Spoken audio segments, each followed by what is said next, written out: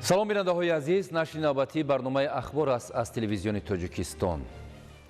30 март президенти ҷумҳурии Тоҷикистон пешвои миллат муҳтарам Эмомалӣ Раҳмон пас аз ифтитоҳи як қатор иншооти гуногун дар шаҳру ноҳияҳои вилояти Суғд дар шаҳри Хуҷанд бо 100 ятими кул аз шаҳру ноҳияҳои вилоят мулоқот намуданд. гузориши ҳамкорони мо. 30 март президенти ҷумҳурии Тоҷикистон пешвои миллат муҳтарам Эмомалӣ Раҳмон пас аз ифтитоҳи як қатор иншооти гуногун дар шаҳру ноҳияҳои вилояти Суғд дар шаҳри Хуҷанд бо 100 ятими кул аз шаҳру ноҳияҳои вилоят мулоқот намуданд. мулоқоти сарвари давлат бо нафарони бо амри тақдир аз падару модар маҳрум монда дар меҳвари таваҷҷӯҳ ва пуштибонӣ қарор доштани ятимону ниёзмандон аз ҷониби давлату ҳукуматро бозгӯ мекунад. муҳтарам пешвои миллат, мо ятимони кул ки бо амри тақдир аз падару модар маҳрум мондаем, худро ҳеҷ гоҳ танҳо ҳис намекунем. ғамхориҳои ҳамешагии падаронаи шумо ҷаноби олӣ моро ба ояндаи нек умедвор месозад. таманнои он мекунем ки умратон дароз ва ҳамеша соябони сари моён бошед. шумо падари миллат ҳастед, мо бо шумо ифтихор мекунем. мо зери пару боли шумо ҳамеша дар парвозем. зимни суҳбат пешвои миллат муҳтарам Эмомалӣ Раҳмон ҷашни Наврӯзро ба ятимон таҳният гуфта таъкид доштанд ки ҳукумати ҷумҳурии Тоҷикистон барои таъмини шароити хуби зиндагии онҳо пайваста чораҳои муассир меандешад. ғайри барномаҳои таълимӣ дар вақтҳои холӣ асарҳои бадиӣ хонед, китоб хонед. хондан шахсро ҷаҳонбинияшро бениҳоят васеъ мекунад, шӯрнокишро пешрафта мегардонад, аз ғаму андӯҳ берун месозад, суханвар мекунад, дониши мукаммал доштан дар кор. оянда зимоми давлатдорӣ ба дасти шумо меафтад. шумо ин ватан ва ин давлати маҳбубро шоҳибӣ карданатон дар кор. шумо ҳифз карданатон дар кор. шумо бунёд карданатон дар кор.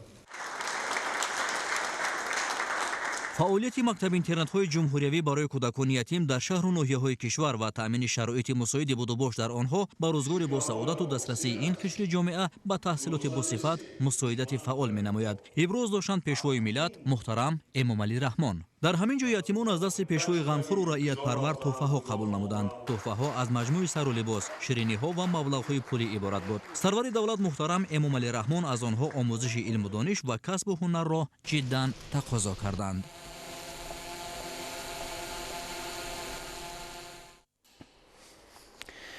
سیوم март президенти ҷумҳурии Тоҷикистон пешвои миллат муҳтарам Эмомалӣ Раҳмон дар маҳаллаи ваҳдати шаҳри Хуҷанд ба фаъолияти муассисаи таҳсилоти томактабии Навбаҳор оғоз бахшиданд. таҳсил дар ин муассисаи таҳсилоти томактабӣ бо забонҳои тоҷикӣ, русӣ ва англисӣ сурат гирифта, дар ин раванд 35 мураббияи соҳибтахассус ба кор ҷалб гардиданд. идомаи мавзӯъ дар гузориши ҳамкорони мо. 30 март президенти ҷумҳурии Тоҷикистон пешвои миллат муҳтарам Эмомалӣ Раҳмон дар маҳаллаи ваҳдати шаҳри Хуҷанд ба фаъолияти муассисаи таҳсилоти томактабии Навбаҳор оғоз бахшиданд. мавриди зикр аст ки сарвари давлат дар паёми навбатиашон ба маҷлиси олӣ ба роҳбарони вилояти мухтори Кӯҳистони Бадахшон, вилоятҳои Суғду Хатлон ва шаҳру ноҳияҳои кишвар супорӣ шуданд то дар давоми 5 соли оянда дар ҳар маҳаллае ки зиёда аз 100 оила зиндагӣ мекунанд муассисаҳои томактабӣ бунёд намоянд. дар навбати худ соҳибкорони вилоят баҳри иҷрои ин супориши пешвои миллат ба бунёди кӯдакистонҳо авлавият медиҳанд ки ин корашон дар татбиқи барномаи давлатии рушди таҳсилоти томактабӣ барои солҳои 2020-2025 мусоидат менамояд. баҳри дар амал татбиқ намудани дастуру супоришҳои пешвои муаззами миллат муҳтарам Эмомалӣ Раҳмон ва барномаи такмили таълим ва омӯзиши забонҳои русӣ ва англисӣ ки то давраи 2030 аз ҷониби пешвои муаззами миллат тамдид гардид, мо мураббиён кӯшиш менамоем ки кӯдаконро дар рӯҳии ватандӯстӣ, ватанпарварӣ, хештаншиносӣ ва талаботи замони муосир ҷавобгӯ намоем. дар 10 синфхонаи барҳаво барои ба таҳсил фаро гирифтани то 300 кӯдак шароит фароҳам оварда шудааст. таҳсил бо забонҳои тоҷикӣ, русӣ ва англисӣ сурат гирифта, дар ин раванд 35 мураббияи соҳибтахассус ба кор ҷалб гардиданд. пешвои миллат муҳтарам Эмомалӣ Раҳмон ба сифати корҳои бунёдӣ ва шароити таҳсил дар кӯдакистони Навбаҳор баҳои баланд дода, иқдоми соҳибкоронро намунаи саҳмгузорӣ дар ташаккули зеҳну тафаккури насли ояндаи миллат унвон карданд. در پرتو سیاست معارف پرورانی پیشوای معظم ملت محترم امام علی رحمان ما صاحبکاران برون مرزی از امریکا تصمیم گرفتیم که در زادگاهمان یک کودکستان زمانوی اینواتسیونی بنیاد نماییم. خیلی که جناب عالی میگویند یگان نفر از بیرون وطن ما آمده آباد نمیکند. ما هر یک شهروندان جمهوری تاجیکستان کجا نباشیم امروز باید به وطن خود سرمایه گذاری کنیم، جای کاری تشکیل کنیم تا که وطن ما پیش رود. با تاکید سرور دولت تحصیلات تا مکتبی مرحله مهمی تشکل قابلیت ذهنی و زمینه مساعد زبان آموزی نورسان محسوب می‌یابد. از این لحاظ تربیت کودکان در روحیه خودشناسی ملی و جلب توجه آنها و آموزش علم‌های معاصر از هیئت کارمندان جداً تقاضا گردید.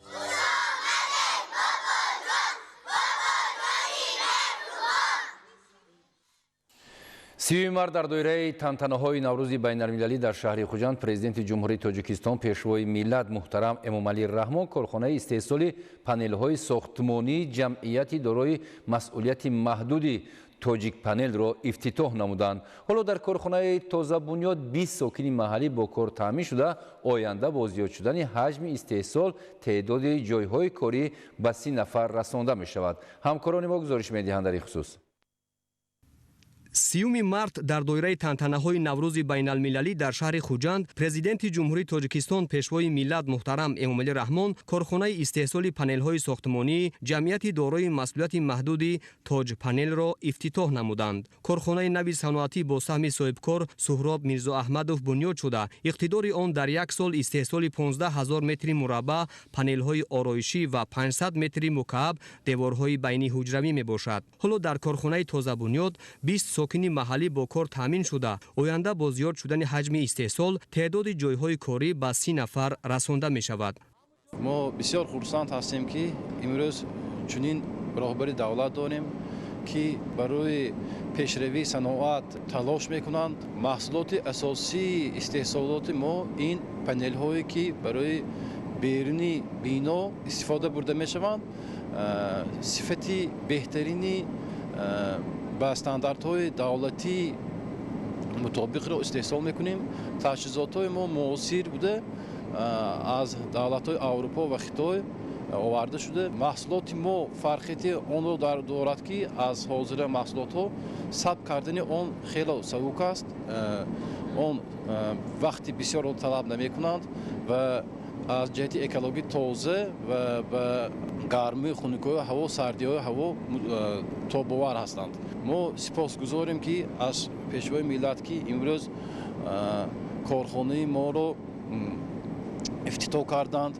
ما خیلی خرسند هستیم که امروز بسیاری جوانان عمده فعالیت میکنند همچون پتانسیل کاری خود رو نشان میدهند. дар навбати аввал дар ин ҷо барои қонеъ сохтани талаботи бозори дохилӣ ду намуди маҳсулот панелҳои ороишӣ барои намои берунаи биноҳо ва деворҳои байниҳуҷравӣ бо шаклу андозаҳои гуногун ва сифати баланд омода шуда пешниҳоди харидорон мегардад. корхонаи муосир кушода шуд. мо сокинони шаҳри хуҷанд бо ҷои кор таъмин гашта миннатдории худро ба пешвои муаззами миллат мерасонем.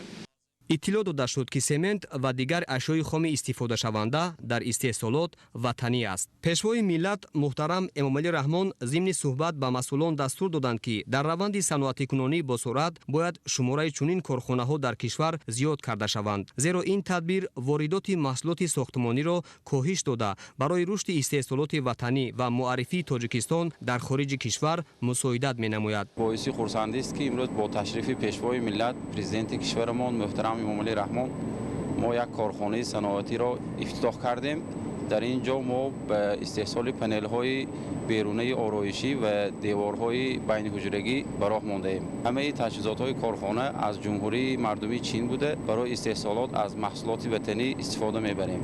محصولات کارخانه با استفاده از دستگاه و تکنولوژی معاصر استحصال جمهوری مردمی چین استحصال شده به صفت آن کفالت داده می شود. حالا در شهر خوجند با استقبال جشن 35 سالگی استقلال دولتی تدبیرهای آبادانی از جمله بنیاد انشاءات تعیینات گوناگون وسعت دارد. از این رو برای دستگیری استحصال کنندگان وطنی می توان محصولات کارخانه نوبنیاد را در انشاءات ساخته شونده جشنی استفاده نمود. زیرا دستگیری از محصولات با صفت وطنی هوسمندی صاحبکاران استحصالی را دوچند می‌گرداند. اطلاع داده شد که در سال 2024 با سهم صاحبکاران و جلب سرمایه خارجی در شهر خوجند 48 کارگاه و کارخانه نو صنعتی با تأسیس زیاده از 1000 جای کاری نو به استفاده داده شد و حالا کارهای ساختمانی در دیگر انشاءات ساحه ادامه دارد. 30 مارت در شهر خوجند پرزیدنت جمهوری تاجیکستان پیشوای ملت محترم امامعلی رحمان همچنین کارخانه مشترک استحصال پروفیل‌های پلاستیکی و آلومینی جمعیت دارای مسئولیت محدود افرنگ پلاستیک را مورد استفاده قرار دادند. توجه نمایید به گزارش نوبتی. 30 مارت در شهر خوجند پرزیدنت جمهوری تاجیکستان پیشوای ملت محترم امامعلی رحمان همچنین کارخانه مشترک استحصال پروفیل‌های پلاستیکی و آلومینی جمعیت دارای مسئولیت محدود افرنگ پلاستیک را مورد استفاده قرار دادند.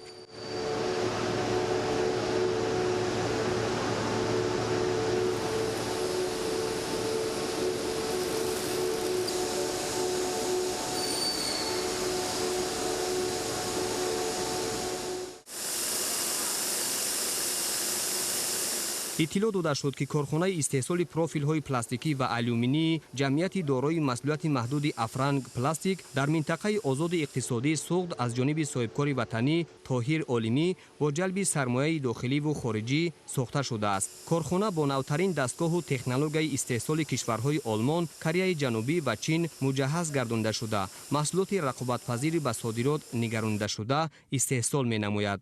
در اینجا موافق به ذوق خریدار در و تیره‌های پلاستیکی در شکل و اندازه‌های گوناگون آماده شده پیشنهاد می‌گردد. طوری که اساسگذار صلح و وحدت ملی پیشوای ملت پرزیدنت جمهوری تاجیکستان محترم امامعلی رحمان گفتند صنعت‌کنی با صورت کشور هدف چهارم ملی میباشد و اینچنین دولت و حکومت کشور تامین نمودن پیشرفت سایه صاحبکاری را یکی از سمت‌های مهم فعالیت خود می‌داند. در اساس این سخن‌ها و با دستگیری یافتن صاحبکار وطنمان عالمی طاهر از طرف پرزیدنت کشورمان محترم امامعلی رحمان امروز کارخانه نو استحصالی پروفیل‌های پلاستیکی افرنگ پلاستیک و استفاده داده شده باعث خوشنودی است که 100 نفر با جای کار دائمی تامین گردیدند و اکثر کارمندان را جوانان تشکیل می‌دهند. با جای کار دائمی تامین گردیدن جوانان و به استفاده داده شدن کارخانه نو امکانیت آن را می‌دهد که جوانان در کشور عزیز خویش فعالیت کرده زندگی خوبی خود را فراهم می‌آورند. ما کارمندان شرکت افرنگ پلاستیک سپاسمندی به اندازه خود را به پرزیدنت غمخوارمان محترم امامعلی رحمان می‌رسانیم و وعده می‌دهیم که بهر پیشرفت تاجیکستان عزیزمان سهمگزار خواهیم بود. اطلاع داده شد که این کارخانه کلانترین انشاءات ساحه در منطقه آزاد اقتصادی سوخت بوده 70-80% محصولات به خارج کشور صادرات می‌گردد. کارهای ساختمانی در انشاءات نوساخت قریب 3 سال ادامه یافته در این مدت زیاده از 100 نفر ساکن محلی به کار جلب شدند. کارخانه در یک سال امکان دارد تا 6000 تن محصولات پلاستیکی آماده نماید. این اقتدار بعد از 3 سال فعالیت سالانه به 8000 تن و شماره کارگران به 150 نفر رسانده می شود. حالا در کارخانه مذکور 100 کارگر محصولات تیار پلاستیکی و آلومینی را مطابق به طلبات استاندارد اروپایی استحصال می نمایند. خیلی خوشنود هستم که قسم کلکتیوی شرکت افرنگ پلاستیک می باشند. محصولات استحصال می‌کردگی ما با مسئله از دولت‌های مترقی آلمان و کره جنوبی خریداری کرده شده استحصال می‌شوند و به طلبات اروپایی جوابگو می‌باشند. برای همین محصولات استحصال می‌کردگی ما با صفت بلند به مزاجان پیشکش کرده می‌شود. برای فضای آزاد برای کار و فعالیت بردن در چنین زوادهای پیشرفته مناداری خود را به حکومت صاحبکارانی که چنین شرایط برای ما کارگران فراهم کردند مناداری خود را از نام همه کلکتیو سیخ خودمون و زواد بیان میکنم.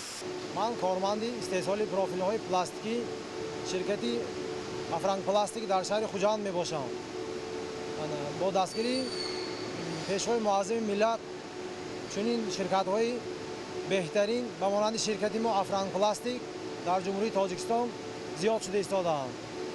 رحمت برای دستگیری پیشوای معظم ملت که در قلمرو جمهوری تاجیکستان چنین کارخانه‌ها زیاد شده ایستاده‌اند که ما جوان‌ها با جای کار دائمی تامین شده ایستاده‌ایم. راهبر دولت محترم امامعلی رحمان ضمن شناسایی اقدام صاحبکار وطنی را در سمت به راه ماندن استحصال محصولات رقابت‌پذیر و تامین ساکنان با کار مهم ارزیابی نمودند. اطلاع داده شد که در شهر خوجند به رشد صنعت همچون ساحه افضلیت‌ناک اقتصادیات توجه مخصوص ظاهر گردیده، کارخانه‌های معاصر بنیاد و سطح اجتماعی اهالی بهتر و خوبتر گردانده می شود. تنها در 3 ماه اول سال 2025 در شهر خوجند 9 کارگاه و کارخانه نو ساخته به استفاده داده شد که این مثال روشن رشد ساحه در این گوشه دیار می باشد. 30 март дар идомаи сафари корӣ ба шаҳру ноҳияҳои вилояти суғ президенти ҷумҳурии тоҷикистон пешвои миллат муҳтарам эмомалӣ раҳмон дар деҳаи шамсободи ҷамоати деҳоти исмоили ноҳияи бобоҷон ғафуров бинои муассисаи таҳсилоти томактабии ширхоргоҳ кӯдакистони наврӯзро баъд аз навсозӣ мавриди истифода қарор доданд. дар ин муассисаи томактабӣ 7 гурӯҳи таълимӣ амал намуда раванди таҳсил бо 2 забон тоҷикӣ ва русӣ ба роҳ монда шудааст. гузориши хабарнигорони мо. 30 март дар идомаи сафари корӣ ба шаҳру ноҳияҳои вилояти суғд президенти ҷумҳурии тоҷикистон пешвои миллат муҳтарам эмомалӣ раҳмон дар деҳаи шамсободи ҷамоати деҳоти исмоили ноҳияи бобоҷон ғафуров бинои муассисаи таҳсилоти томактабии ширхоргоҳ кӯдакистони наврӯзро баъд аз навсозӣ мавриди истифода қарор доданд. иншооти мазкур дар асоси дастуру супоришҳои сарвари давлат муҳтарам эмомалӣ раҳмон ки зимни ироаи паёми солона ба маҷлиси олӣ ба роҳбарони вилоят ва шаҳру ноҳияҳо дар хусуси бунёду барқарорсозии муассисаҳои томактабӣ баён гардида буд, таҷдид шуда аз зумраи бандҳои нақша чорабиниҳои ҷашнӣ ба истиқболи 35-солагии истиқлоли давлатӣ низ мебошад. муассисаи таҳсилоти томактабии наврӯз аз ҳисоби маблағҳои мақомоти иҷроияи ҳокимияти давлатии ноҳияи бобоҷон ғафуров барои 200 кӯдак бо 35 ҷойи корӣ барқарор карда шуд. дар ин муассисаи томактабӣ 7 гурӯҳи таълимӣ амал намуда раванди таҳсил бо 2 забон тоҷикӣ ва русӣ ба роҳ монда шудааст. иншоот аз 2 ошиёна иборат буда толори мусиқӣ, ошхона, ҳуҷраҳои хоб, симхонаҳои таълимӣ аз шумули имкониятҳоест ки дар кӯдакистон фароҳам оварда шудааст. пешвои миллат муҳтарам эмомалӣ раҳмон ба корҳои сохтумонӣ баҳои баланд дода ба истифода додани бинои муассисаи таҳсилоти томактабии наврӯзро тӯҳфаи идона ба ифтихори ҷашни байналмилалии наврӯз ба кӯдакони деҳа маънидод карданд. باعث سعادتمندی و شادمانی است که در این ایام بهاری و ایدانه در جماعت دهات اسماعیل دهه شمساباد کردستان خوشترس و زمانوی قامت افروخته من بعد دری خود را برای تربیت گیرندگان باز می نماید. با افتتاح بنای مذکور که مجهز به تمام شرایط و امکانیت ها برای 200 نفر دستوریکان به تربیت فراگیر شده است. ما با اساسگذار صلح و وحدت ملی پیشوای ملت محترم امامعلی رحمان برای توجه و دستگیریشان در سمت معارف سپاس کل معارفچیان ناحیه آوازدار باباجان غفورов را میرسانیم.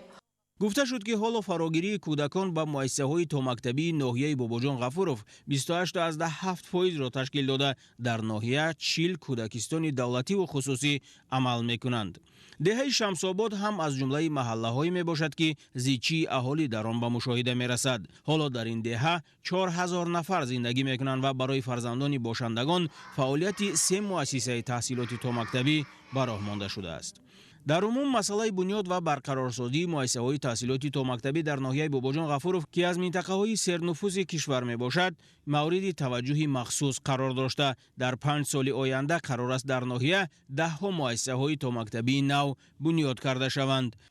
در محور سیاست امروزی ما توجه به نسل آینده ملت بسیار هم زیاد شده ایستاده است و از این خاطر اساسگذار صلح و وحدت ملی پیشوای ملت محترم جناب عالی امامعلی رحمان و زینه اولی تحصیل توجه زیادی داده ایستادند. از این خاطر ما معارفچیان ناحیه باباجان غفورов کوشش به خرج داریم که فراگیری کودکان نسل نورس را و زینه تحصیل اول زیاد نماییم و از این خاطر با دستگیری مقامات اجرایی حاکمیت دولتی ناحیه باباجان غفورov 2 عدد مؤسسه برای 335 نفر تربیت گیرندگان بینای زمانوی با شرایط های معاصر مهیا نمودند که امروز ما می توانیم فراگیری کودکان را زیادتر نماییم. باید گفت که تربیه و با تحصیل خوشصفت فرا گرفتن نسل نورس از هدفهای مهم دولت دانسته می شود و تلاش‌ها با آن روانه شدند که کودکان در شرایط خوب تحصیل نموده آینده برای پیشرفت دیار خود سهمی ارزنده گذارند. 30 март президенти ҷумҳурии тоҷикистон пешвои миллат муҳтарам эмомалӣ раҳмон дар доираи сафари корӣ дар шаҳру ноҳияҳои вилояти суғ дар диҳаи шамсободи деҳоти исмоили ноҳияи бобоҷон ғафуров маркази саломатиро мавриди истифода қарор доданд. Маркази саломатӣ дар масоҳати наздики 1 гектар бунёд гардида ба 4500 нафар сокини диҳаи шамсобод хизмати муосири тиббӣ мерасонад.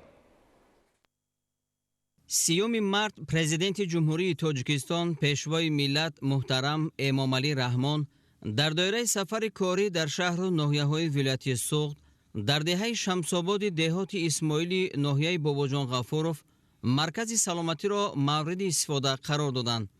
ба сарвари давлат муҳтарам эмомалӣ раҳмон иттилоъ дода шуд ки бунгоҳи тиббӣ дар як ҷои ноободи деҳа бо маблағгузории мақомоти иҷроияи маҳаллии ҳокимияти давлатии ноҳияи бобоҷон ғафуров ва иштироки фаъоли сокинон бунёд карда шуд.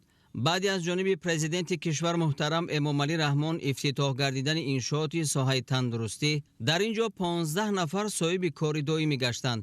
имрӯз дар яке аз деҳаҳои ҷамоати исмоил яъне деҳаи шамсобод ин бино яъне бунгоҳи тиббии замонавӣ кушода ифтитоҳ гардид ки барои мардум хеле зарурият дошт. бевосита бо дастгирию таваҷҷӯҳи пешвои муаззами миллат асосгузори сулҳу ваҳдати миллӣ ҷаноби олӣ муҳтарам эмомалӣ раҳмон дар деҳаҳои дурдаст ташкил кардани нуқтаҳои таваллуд, таҳлилгоҳ, стоматология беҳад зарурият дошт ифтитоҳ гардид ки барои мардум хеле барои ташхису табобат онҳо ба шаҳри гулистон ё шаҳри хуҷанд мерафтанд. имрӯз метавонанд дар ин ҷо тамоми ҳамин ташхису табобати худро дар ҳамин деҳа гузаранд.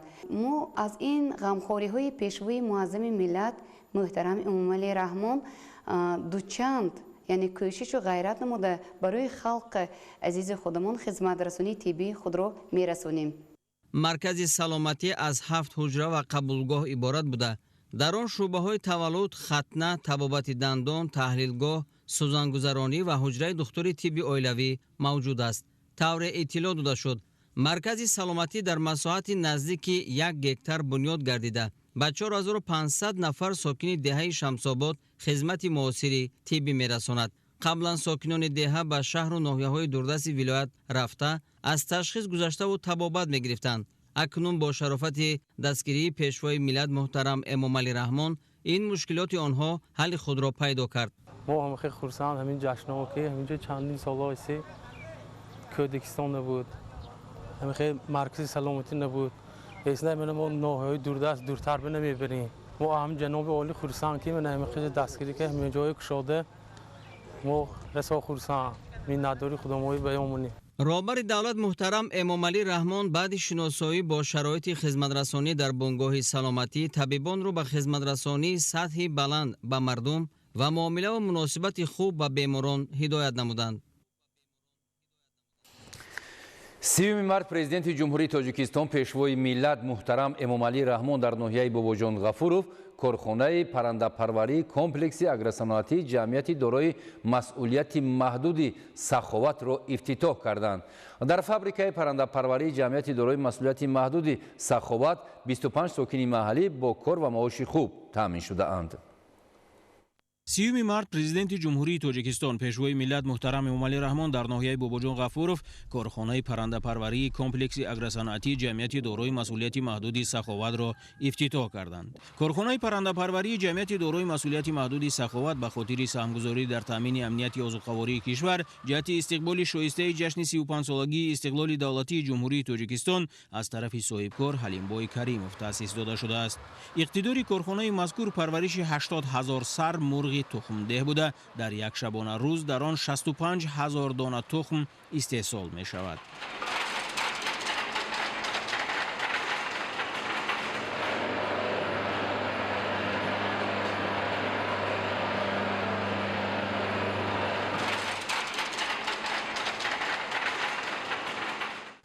بهر سهم گذاشتن در عملی گشتن یکی از هدفهای سیاست کشور عزیزمان تأمین امنیت عضوقواری اهالی با استفاده از دستگیری و امتیازهای دولتی طول 2 سال این انشاد را ساخته به استفاده دادیم.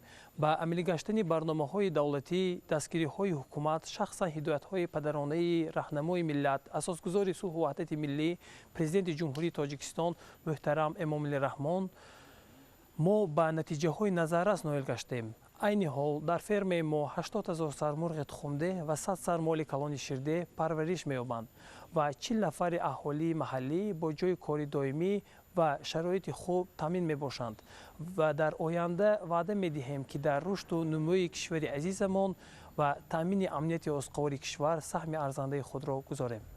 ظرفیت استحصالی در این کارخانه استوار بوده. قرار است در آینده نگاهبین 130,000 مرغ تخمده براهمانده شده در یک شبانه روز 110,000 دانه تخم به دست آورده شود.